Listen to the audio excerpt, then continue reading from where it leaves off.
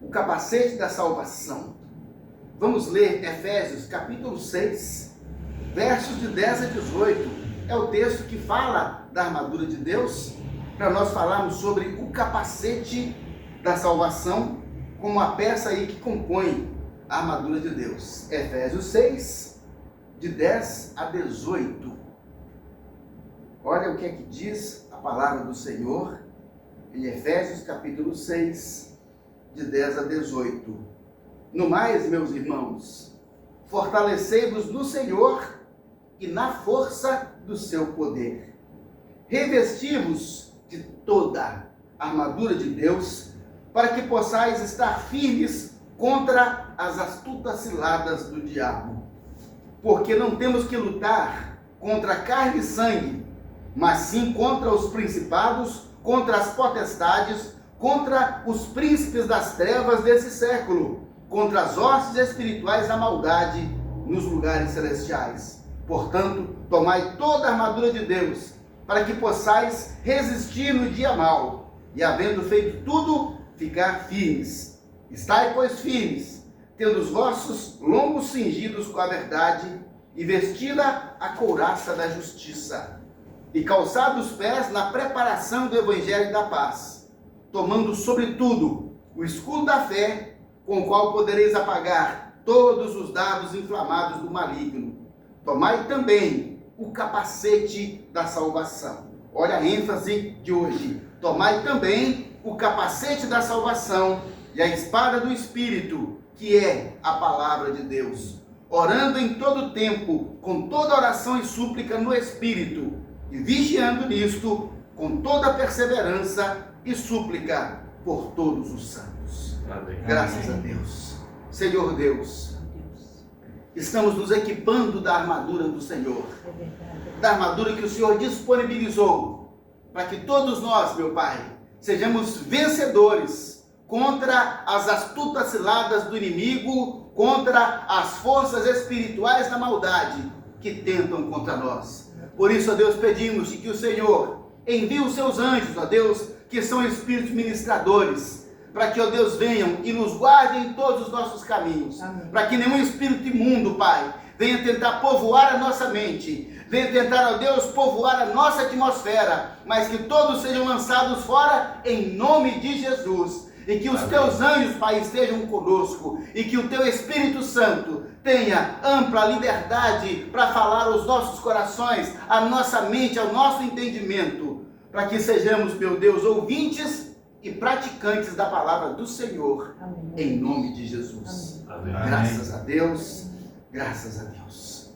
Capacete da salvação. O que seria uma armadura sem um capacete?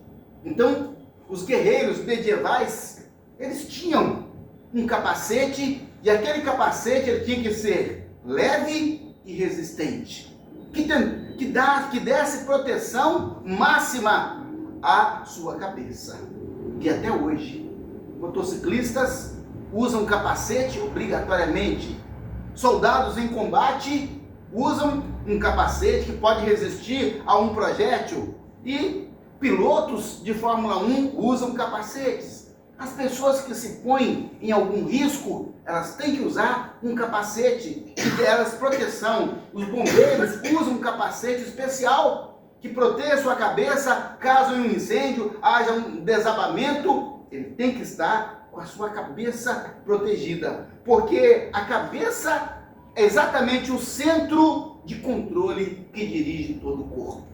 Imagine só, meus queridos, que na nossa cabeça, na nossa mente, está a essência do ser humano. A essência do ser humano já foi considerada nas entranhas, porque quando alguém tem um susto, um choque, alguma coisa, sente algo, até uma dor. Diz, então aqui é a essência do ser. Depois foi no coração. O coração é que é a essência.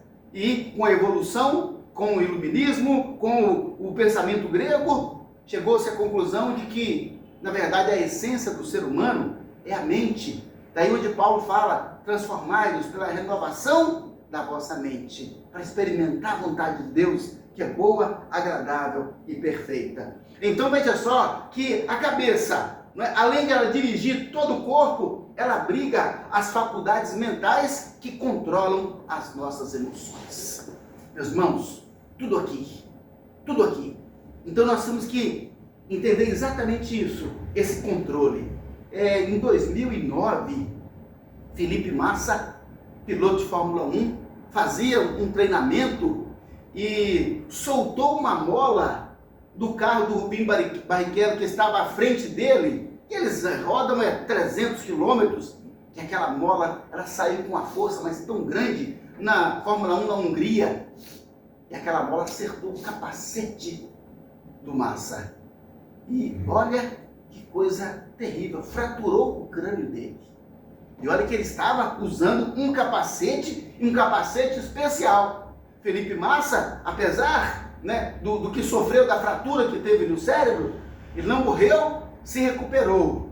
E os técnicos disseram que o capacete dele era muito bom, porque se fosse um capacete inferior àquele, aquela mola teria atravessado a cabeça dele, ou seja, seria fatal de imediato. Então o capacete, e olha a importância desse capacete. Quem imaginaria que soltaria uma mola para acertar a cabeça da outra pessoa? Um acidente, são acidentes, mas quer seja um acidente ou não, nós temos que estar prontos e preparados.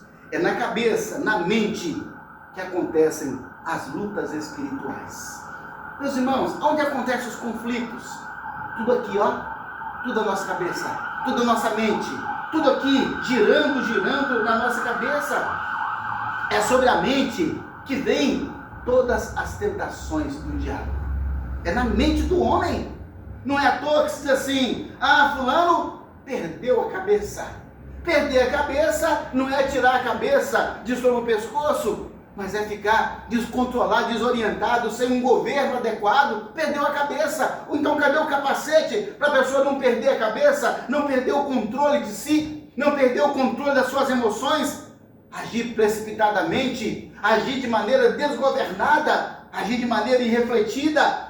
Por isso que a nossa mente, ela tem que estar bem protegida, bem guardada, bem segura.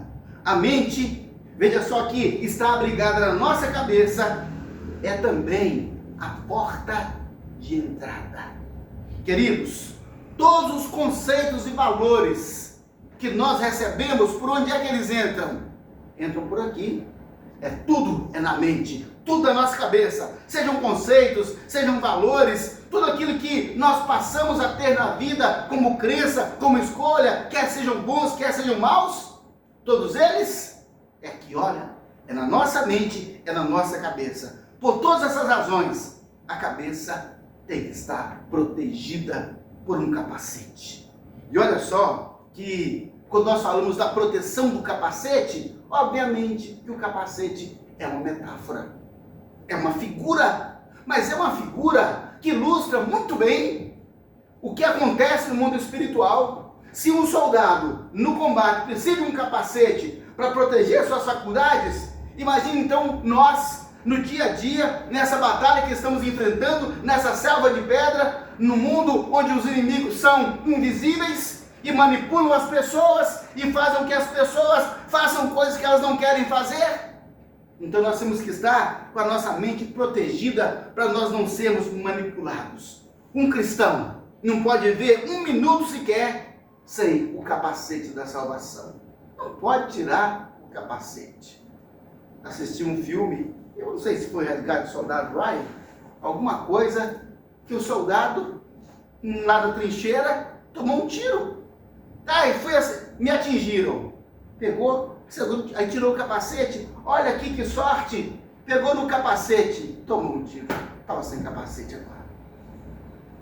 Gente, que loucura! Não pode tirar o capacete. Tirou o capacete para comemorar que não tinha sido alvejado e foi alvejado, depois tirou o capacete.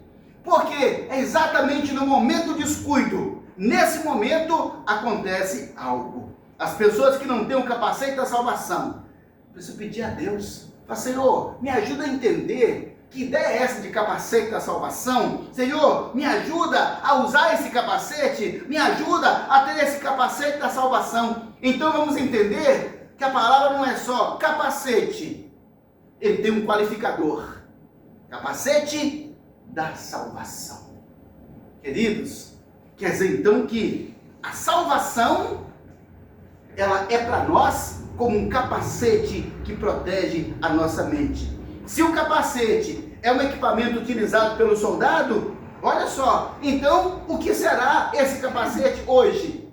Entendamos que capacete hoje, capacete da salvação, são princípios estabelecidos por Deus para nos proteger, para nos salvar. Queridos, princípios protegem, princípios defendem, princípios nos guardam, porque o inimigo vai tentar o tempo inteiro confundir a nossa mente, confundir os nossos valores, atacar o nosso pensamento, causar confusão na nossa mente, causar insegurança, causar medo, gerar instabilidade, nos acusar, dizendo, você é pecador, você é culpado, porque você fez isso, aquilo, outro. Aquilo que Jesus já perdoou, aquilo que o sangue de Jesus já lavou, mas ele vem e traz à nossa memória aquela iniquidade. E muitas vezes sofremos com isso.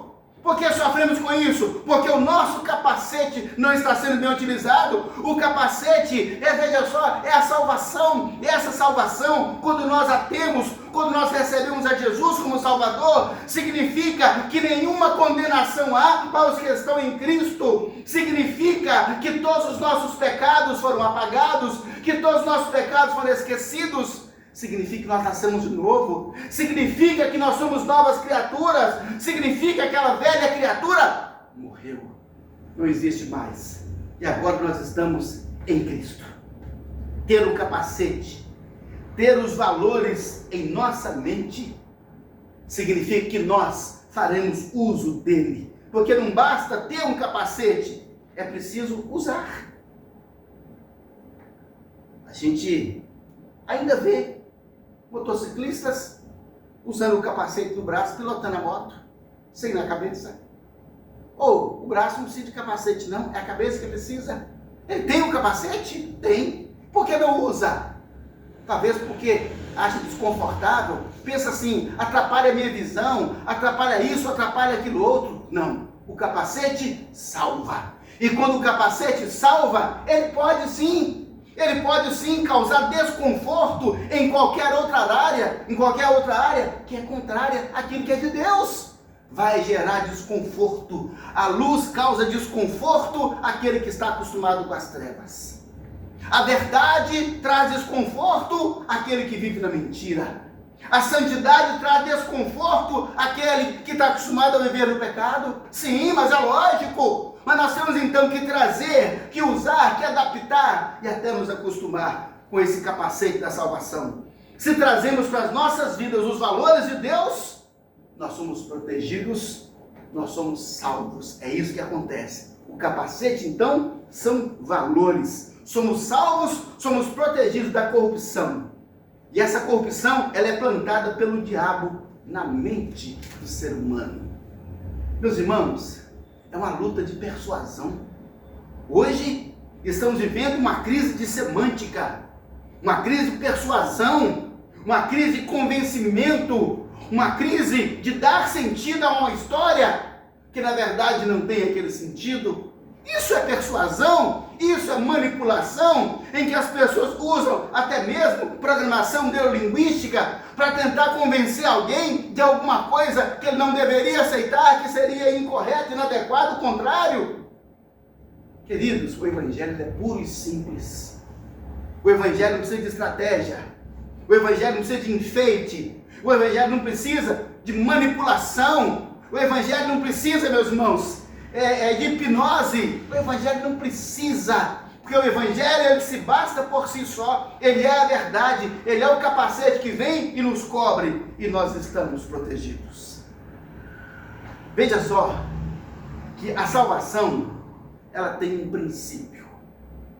Princípio não na ideia de começo, mas ela tem um princípio, ou seja, uma regra que o rege. Então, o uso do capacete da salvação, o princípio dele, meus irmãos, está relacionado à pessoa em que, a partir do momento que recebe essa salvação, ele então, nesse momento, ele se torna, ele reconhece que é um pecador para se tornar filho de Deus. Ele reconhece que é um pecador. Olha só, princípio, quando a salvação vem, meus irmãos, as trevas deixam bem claro, o contraste de trevas e luz, isso fica muito óbvio.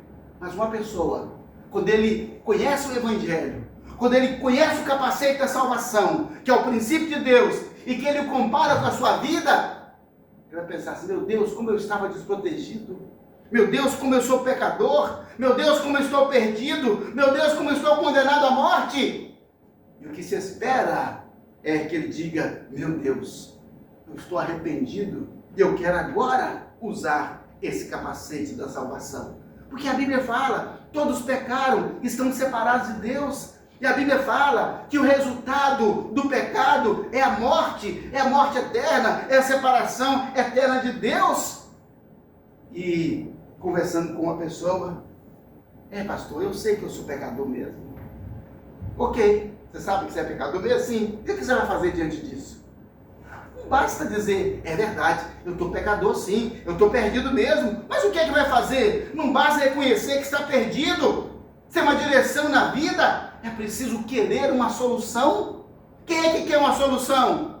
As pessoas se confinam dizendo: estou condenado, o mundo é uma perdição. Mas espera aí, tem saída, tem uma solução, tem um caminho, tem um jeito. Não basta apenas reconhecer, eu preciso querer uma solução. É preciso buscar uma solução em Deus. É preciso entregar-se ao Salvador Jesus Cristo, porque Ele é o único que salva. E a salvação, queridos, ela tem um dia, ela tem um marco, ela tem uma experiência. Quando foi que eu entreguei minha vida a Jesus Cristo? Eu sou de Jesus? Eu sou salvo? Sim. E quando foi então que isso começou na minha vida? Que dia eu tomei essa decisão? Eu posso dizer porque um dia a minha vida era assim, agora é assim? Qual foi o marco que nós temos? Muitas vezes a pessoa não tem essa referência. Eu estou aqui, mas houve mudança, houve transformação, houve nascer de novo, houve morte para essa vida, para essa velha vida pecaminosa.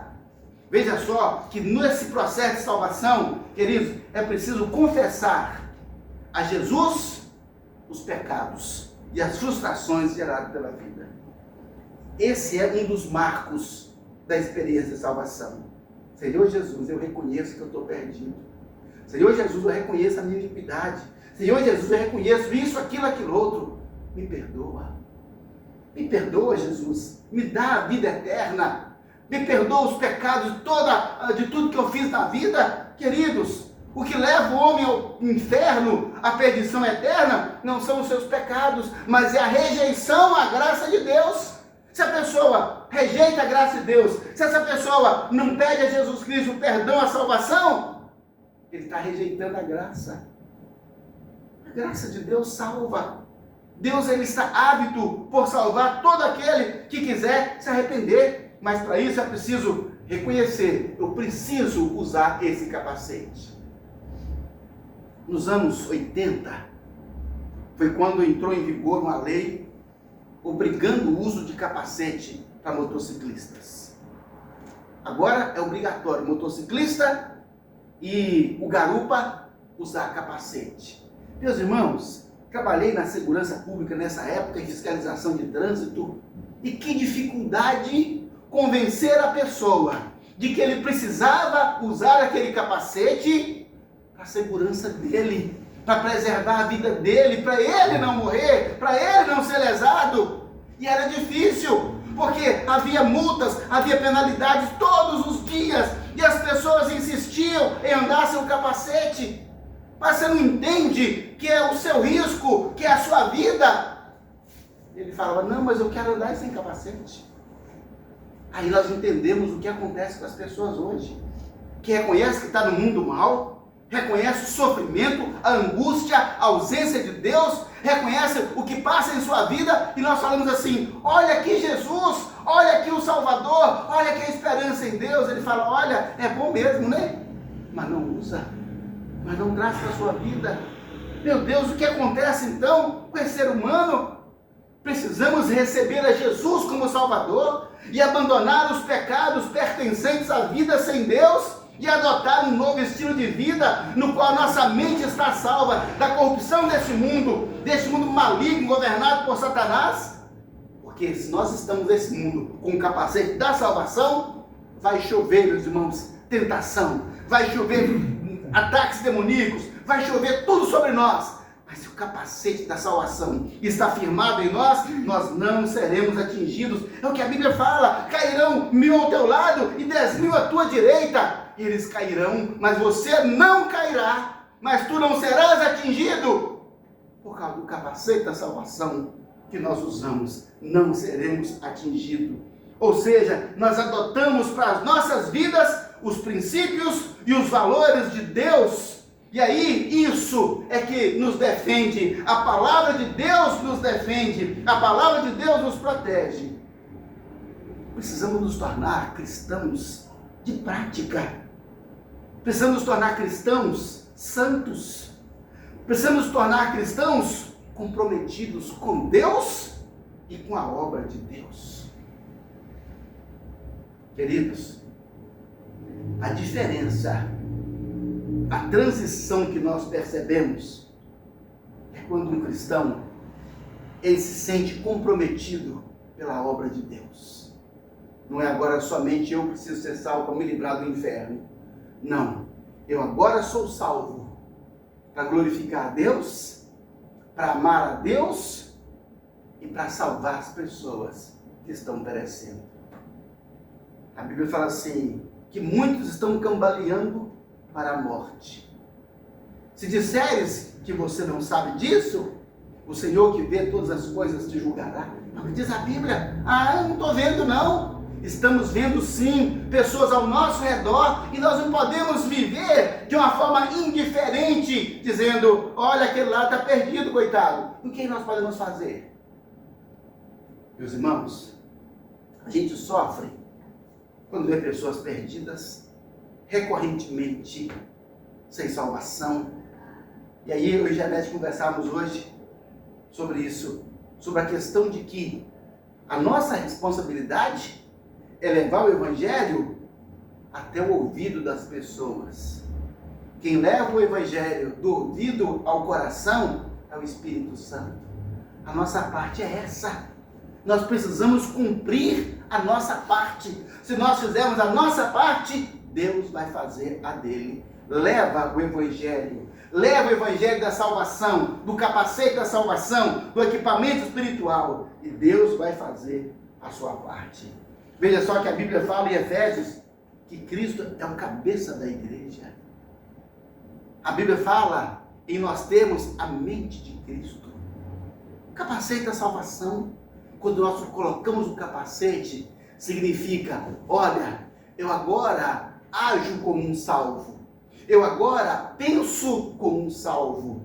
Eu agora tenho meus interesses como um salvo. As minhas palavras são de um salvo. Porque estamos com o capacete da salvação. Agora a nossa mente, ela é norteada, ela é dirigida a partir desse princípio da salvação. Ah, queridos, então nós podemos sim trazer esse capacete para a nossa vida e fazer diferença na sociedade. A partir desse momento, a partir dessa experiência com Deus, nós nos tornamos cristãos praticantes e passamos a usar o capacete da salvação. Veja só que a salvação, além de sermos salvos da perdição eterna, o capacete da salvação nos salva da imoralidade. Por que eu trago em pauta, queridos, a imoralidade? Porque o diabo, inimigo das nossas almas, ele é amante da imoralidade. Ele é amante da imoralidade. Veja só que, assim como Deus defende a honra, a moralidade, o diabo defende a imoralidade, a perversão e a desonra. Queridos, isso é território dele. Isso é área do inimigo. Perversão, desonra, imoralidade. Então o diabo sabe que o ser humano é um ser essencialmente sexuado. Somos seres humanos essencialmente sexuados. Então, sabendo disso, ele vai querer de toda forma, então, introduzir a perversão sexual na vida do ser humano. E toda perversão sexual, ela traz consequências trágicas, tanto neste mundo, quanto no mundo espiritual. Tanto na área espiritual, como na área psicológica. Queridos, o envolvimento sexual, ele gera laço de alma.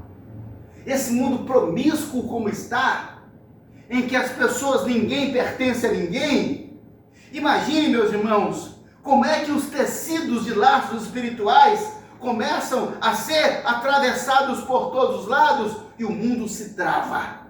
E o mundo se tranca de uma maneira, ninguém progride, porque se torna uma rede, se torna uma teia, e as pessoas ficam presas, porque atravessaram de um lado para o outro, geraram um laço de almas, meu Deus, em todos os sentidos, e essa perversão escraviza o homem, prende o homem, e nós precisamos nos libertar disso. Por isso o maligno tenta perverter a mente do ser humano, tenta perverter a mente dos cristãos, induzindo-os aos pecados, principalmente de natureza espiritual sexual, porque esse é um pecado destruidor. Destrói a honra, a dignidade, destrói estruturas espirituais protetoras, destrói completamente o homem. Veja só que a corrupção, ela começa na mente. Essa corrupção, dessa perversão sexual, ela começa na mente. Paulo escreveu a Tito e ele disse algumas verdades interessantes a Tito. Ele falou assim: todas as coisas são puras para os puros, mas nada é puro para os contaminados, os infiéis. Antes o seu entendimento e consciência estão contaminados. Confessam que conhecem a Deus, mas negam com as suas obras, sendo abomináveis, desobedientes e reprovados por toda boa obra. Olha, o mundo está vivendo um engodo, o mundo está vivendo uma falácia, em que as pessoas falam que são de Deus, mas as suas obras negam. E queridos, não são obras ocasionais, porque hoje falamos aqui na escola bíblica sobre a salvação, e aí alguém levantou e falou: mas puxa vida, de vez em quando eu peco, ou até várias vezes eu sofro com isso, mas há pessoas que não sofrem, há pessoas que se entregam ao pecado conscientemente, não traz sentimento de perda, de dor, quer dizer que ele está morto. Está morto, morto não sente nada, pode chutar o morto, está morto espiritualmente, simplesmente isso. O capacete da salvação, com seus princípios de santidade, olha só, eles nos vão nos separar do mundo imoral. Nos salva de nós sermos corrompidos. Querido, o maligno, ele ataca com a sensualidade pública. Irmãos, sensualidade pública. É interessante como que o mundo, como que a moda, como que o marketing desse mundo investe pesado na sensualidade. Investe na sensualidade. Às vezes vemos criancinhas pequenas, menininhas, já com roupas apelativas, sensuais. Peraí, essa menina não devia estar sendo vestida desse jeito, não podia estar sendo vestida dessa forma, mas o pai e a mãe estão com a mente corrompida, ainda mais o mundo cheio de pedófilos por todos os lados, e expõe a criancinha daquele jeito. Ou seja, atendendo ao apelo desse mundo, da sensualidade. A culpa é dos pais que não educaram, a culpa é dos pais que não põem limite, a culpa é dos pais que não ensinam o princípio de moralidade, que não ensinam o reino de Deus, que não ensinam o capacete da salvação. Você sai na rua, outdoor, sensualidade, programa de televisão que apela para a sensualidade, banalização da pureza, banalização da virgindade. Quando eu fiz curso de soldado, em 1982, eu tinha 18 anos. E um dia o sargento perguntou numa turma, eram 2 pelotões de 100 homens, quem é virgem? Eu levantei a mão, todo mundo riu de mim, até ele. E aquela zoeira toda. Isso em 1982. Eu era um crente. Eu fiquei parado olhando para ele, sério. Aí riram, e ele ficou com vergonha. Falou, olha, vocês estão rindo, mas o Nação aqui está certo. Ele tentou me envergonhar, me humilhar por isso. Sabe o que é isso? É a banalização da pureza, banalização da virgindade. Pessoas têm vergonha de falar que são puros, que se resguardam para o casamento. Porque hoje a ordem do mundo pervertido é a perversão total. Ou seja, em que não existe mais esse se guardar para o marido, se guardar para a esposa. Não existe mais isso. Ou seja, o mundo defende essa perversidade. Eu falo, eu e Janete casamos com 26 anos, casamos virgens. Com 26 anos. Ué, é possível? É possível. Então, querido, a gente precisa pregar, ensinar e orientar que o capacete da salvação não vai nos deixar, meus irmãos, se enquadrar nesse mundo pervertido, em que as roupas, meu Deus do céu, tanta roupa do homem como da mulher, estava lá olhando, o pastor, meu Deus, aquela calcinha justinha assim, quase mostrando, não é, as vergonhas. Falei, meu Deus, o que é isso? E a irmã lá também, meu Deus, lá no altar dançando, rebolando. As roupas de festa que as mulheres estão com os peitos todos de fora. Tudo de fora. Você vai numa festa, numa formatura, tudo de fora. Os vestidos das mulheres, os peitos todos de fora. Sim. É tudo transparente, tudo de fora. E muitas delas cristãs. Fomos num casamento, foi celebrar um casamento. Chegou lá, a pastora, mãe da noiva, estava com decote até no umbigo. Os decotes são no umbigo. Peito tudo de fora, gente. Meu Deus, sabe o que é isso, gente? É a perversão, meus irmãos. É Satanás. Podia ser um decote comportado, né? Normal. Podia ser um decote honroso. Normal. Sabe? Que não mostra nada. Nada. Meus irmãos, a sensualidade é uma mercadoria privativa. É privativa. Não é pública. A sensualidade pública, queridos, isso é obra de Satanás, que banaliza, ou seja, o normal, o bonito, é a perversão. Meus irmãos, Satanás então ataca com essa liberdade sexual. Não, queridos, não. Nós não podemos olhar porque na escola vai ter aula de educação sexual. Queridos, aula de educação sexual significa mostrar para a criança a fecundação, mostrar para a criança os gametas, mostrar como é que acontece as coisas biologicamente, não é ensinar sexo. Não é ensinar sexo na escola, não é mostrar como faz. Mundo pervertido, mundo corrompido, essa liberdade sexual, queridos, destrói todas as estruturas da sociedade. A estrutura da sociedade, sabe onde é que ela começa? A ruir na sexualidade. Se não tiver ordem e moralidade nisso, meus irmãos, nada se salva nesse mundo. Aí nós ficamos pensando, por que as roupas são tão sensuais? Que mostra decote, mostra ombro, mostra costa, mostra perna, mostra, meu Deus, tudo provoca desejos que não podem ser atendidos. Na academia também é um horror, pastor.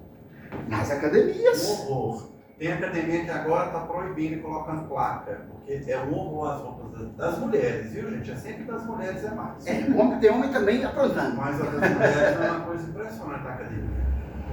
Queridos, é um abuso. E as pessoas estão, de fato, abusando da roupa, provocando desejos. Sabe, meus queridos, isso não é só uma questão de moda, meus irmãos. Não é só uma questão de moda. Nós vamos entender que por trás da moda, existe uma manipulação espiritual maligna por trás da moda, em que roupa de homem deixa de ser de homem, roupa de mulher deixa de ser de mulher, e a coisa começa a virar uma bagunça. Sabe, meus irmãos, isso é expressão da mente diabólica, que quer despertar a sexualidade antes do tempo nas crianças. É a expressão, meus queridos, sabe, dessa casta maligna. Existe uma casta maligna que se chama pombagiro. Uma casta é uma casta. Uma casta significa um grupo de demônios da mesma natureza. Se chama pombagiro. E o que eles fazem? Eles querem tirar da cabeça dos crentes, das pessoas, o capacete da salvação e levá-los ao adultério, à prostituição, ao fracasso em sua vida de santidade, sem poder e sem autoridade. Fracassa na santidade, meus irmãos. Crente sem santidade não tem poder, não tem nem coragem. Não tem nem coragem, porque fracassou na santidade. Então, nós temos que entender que o mundo hoje nós estamos sob ataque espiritual. E hoje, com as mídias tão facilitadas, a perversão, meus irmãos, ela graça, assim, de forma exorbitante. Ela cresce, ela desenvolve de forma exorbitante. E aí, a cristandade entra nisso. Eu li uma pesquisa, essa pesquisa tem mais de 10 anos, uma pesquisa feita entre cristãos. E, meus irmãos, a pesquisa trouxe como resultado que 92% dos crentes acessavam sites pornográficos. 92%. O que é isso, meu Deus? É a perdição. É a perdição. É a compra. É a captura da alma. Isso captura a alma do ser humano. Isso torna um escravo. Isso faz um participante da obra de Satanás. Os sites pornográficos por todos os lados banalizam a coisa.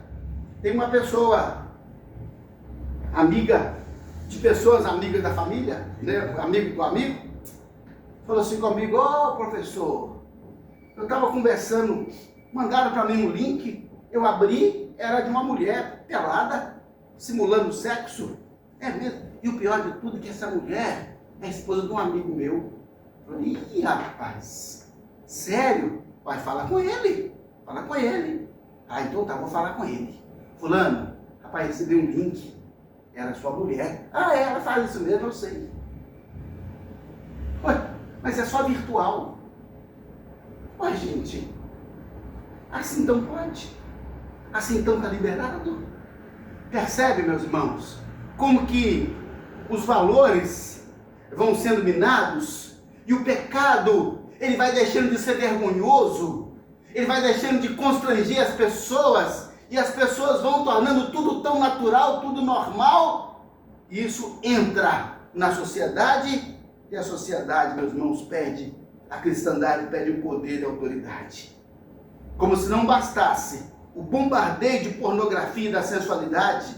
Ah, meus irmãos, veja só, muitas pessoas em muitos lugares estão achando bonito, estão achando interessante, meus irmãos, que as TVs liberem cenas de sexo, cenas íntimas, e pessoas falam: meu Deus, por que isso?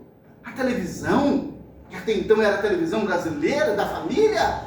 Não, meus irmãos, está tudo pervertido, sabe? Nós temos que tomar cuidado com as astutas ciladas do diabo e colocar o capacete da salvação. Precisamos do capacete da salvação. E as crianças estão ficando tão precoces nesse envolvimento. Menino de 12 anos, menina de 13 anos, beijando, uma coisa e outra. Você fala: meu Deus, o que está acontecendo aí? Não tem pai? Não tem mãe? Tem pai e tem mãe. Não tem valores morais. Não tem valores morais. Isso ficou banalizado na sociedade. Satanás plantando uma estrutura diabólica para destruição da sociedade. E a implantação da imoralidade, meus irmãos, exatamente, porque a Bíblia fala A Bíblia fala que a perversidade, que a iniquidade sexual não vai levar as pessoas ao reino de Deus. Não vai levar ao reino de Deus. Não vai. Então, Jesus vem buscar uma noiva pura e santa. Pura e santa. Aí a Bíblia fala, andai em espírito, para não satisfazer a cobiça da carne. Não ande na carne, ande no espírito. O crente anda em espírito. E ainda que seja tentado, bombardeado. E se ele tropeçar ocasionalmente, ele se levanta e continua na sua jornada, sabendo que está em luta espiritual. Por isso, é preciso usar o capacete da salvação, que nos guarda dessa perversão, que a gente contrasta a Bíblia com essa iniquidade. Fala, meu Deus, nós temos que salvar essa geração. Nós precisamos ser salvos no meio dessa geração corrompida. Precisamos ser salvos. Precisamos, quando usamos o capacete da salvação, a nossa mente não é convencida de que é normal, de que isso é natural, dessa banalização, da desvalorização dos valores do ser humano. Nós entendemos que isso não é normal, isso é contrário a Deus, e nós não podemos admitir isso. Precisamos admitir. Meu corpo, minhas regras. A partir do momento que o meu corpo é templo do Espírito Santo, a Bíblia fala assim, não sois de vós mesmos, porque fosse comprado pelo sangue de Jesus. Portanto, glorificai a Deus por meio do vosso corpo. Olha o que a Bíblia fala. Olha o que a Bíblia fala. Glorifica a Deus por meio do vosso corpo, porque o seu corpo não é seu mais, ele foi comprado por Cristo Jesus. Amém. Nesse contexto, Paulo continua aconselhando Tito. Paulo fala assim, porque a graça salvadora de Deus há muito manifestada a todos os homens, ensinando-os que, renunciando à impiedade e à concupiscência mundana, vivamos neste presente século de maneira sóbria, justa e piamente, aguardando a bem-aventurada esperança e o aparecimento da glória do grande Deus, nosso Salvador Jesus Cristo, o qual deu-se a si mesmo por nós, para nos remir de toda a iniquidade e purificar para si um povo seu, especial, zeloso das boas obras. Fala disso, exorta, repreende com toda a autoridade e que ninguém te despreze. Fala disso, porque Deus vem buscar uma igreja pura, santa e imaculada. Fala disso. Fala disso. A mensagem do Apocalipse, meus irmãos, a tônica da mensagem do Apocalipse não é o anticristo, não é a marca da besta, não é nada disso. A tônica do Apocalipse é: Jesus vem buscar uma igreja santa. Essa é a mensagem principal do Apocalipse. Jesus vem buscar uma igreja santa. Então Deus quer nos salvar, Deus quer nos educar, Deus quer nos purificar, para sermos um povo exclusivamente seu, lavados pelo sangue de Jesus. Então, o que fazer? A Bíblia fala assim, arrependei-vos e convertei-vos, para serem cancelados os vossos pecados. Arrepender e converter a Jesus Cristo, não ao mundo, não ao bombardeio, não à pressão que vem por todos os lados, não, a Cristo, ao Espírito Santo, pregar a santidade e ensinar a santidade. Não, pastor, não tem esse negócio de santidade, não. A gente é pecador mesmo, Essa é uma das grandes mentiras do diabo. Nós não somos pecadores, nós somos santos, porque fomos lavados pelo sangue de Jesus. Amém. E Deus falou, sede santos, como eu sou santo. Olha, a Bíblia fala, sede santos em todo o vosso procedimento. Em todo o vosso procedimento. Então, Deus ensina a santidade. E Deus espera a santidade de nós.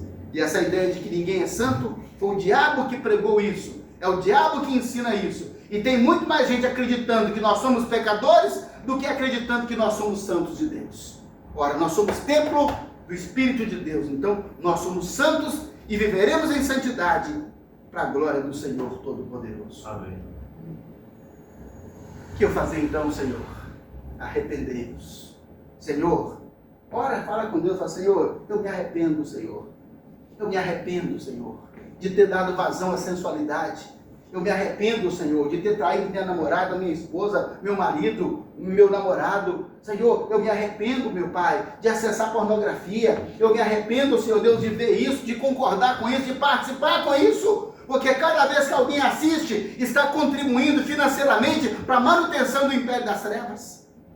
Às vezes a pessoa não dá um dinheiro na igreja, mas todo dia contribui com o império das trevas. Quando vai clicando lá, cada clique é dinheiro que gera para aquele povo. Não. É hora de dizer, Senhor, eu me arrependo. Eu quero ser santo. Senhor, põe esse capacete da minha salvação. Quando a gente põe um capacete, significa, eu quero ser santo para o meu Deus. Eu não conformo com esse mundo. E a Bíblia fala, e não vos conformeis com este mundo. Conformar é ficar na mesma forma, entrar na mesma forma. Não vos conformeis com esse mundo, mas transformai-vos. É a metanoia, é a mudança de mente. Transformai-vos pela renovação da vossa mente, para que experimenteis qual seja a boa, agradável e perfeita vontade de Deus. Amém. Vamos orar? Vamos falar com Deus? Você fala com Deus? Cada um sabe de si. Cada um sabe talvez dos outros com quem você convive e está te contaminando. Não. Eu vou ensinar agora o princípio da santidade. Vão rir de mim? Vão. Vão zombar de mim? Vão.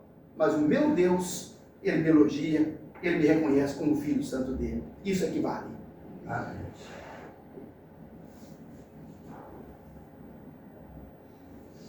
Senhor Deus, Pai Todo-Poderoso, Deus e Pai do nosso Senhor e Salvador Jesus Cristo, Deus que é santo, que nos deu o seu Espírito Santo, que nos deu o Senhor Jesus Cristo, que com o seu sangue nos comprou, que com o seu sangue nos lavou, e pelo poder do seu sangue nos fez filhos do Altíssimo. Oh Deus, e nós queremos agora glorificar ao Senhor, por meio do nosso corpo, das nossas obras.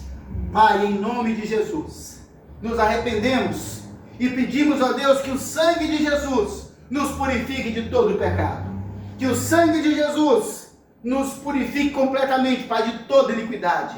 Dá-nos, ó Deus, esse capacete da salvação para proteger a nossa mente, o nosso entendimento, a nossa razão, Pai, as nossas decisões, os nossos pensamentos, ó Deus, para que a nossa mente não seja arrastada, persuadida, convencida, ó Deus, pelo príncipe das potestades do ar, que agora opera nos filhos da desobediência. Pai, em nome de Jesus, ajuda-nos a viver em santidade, a andar em santidade, a andar em Espírito, a ser cheio do Espírito Santo, Pai, para que, ó Deus, a marca do Senhor em nós seja a santidade, e que todos possam ver em nós a santidade, que o próprio demônio veja em nós a santidade, que os espíritos caídos vejam em nós a santidade, e que nós sejamos, meu Pai, exemplo nessa geração pervertida e corrompida, que nós sejamos, ó Deus, exemplo como luzeiros no mundo, ó Pai, que se atola nas trevas. Faça-nos, ó Deus, luz deste mundo. Faça-nos, ó Deus, sal nessa terra. Perdoa, Senhor, a cada um. Lava no sangue de Jesus. Todos nós, ó Deus, que participamos agora deste momento. Ó Deus, todos nós, ó Deus, que ouvimos essa mensagem. Ó Pai, que essa mensagem liberte e transforme cada vida.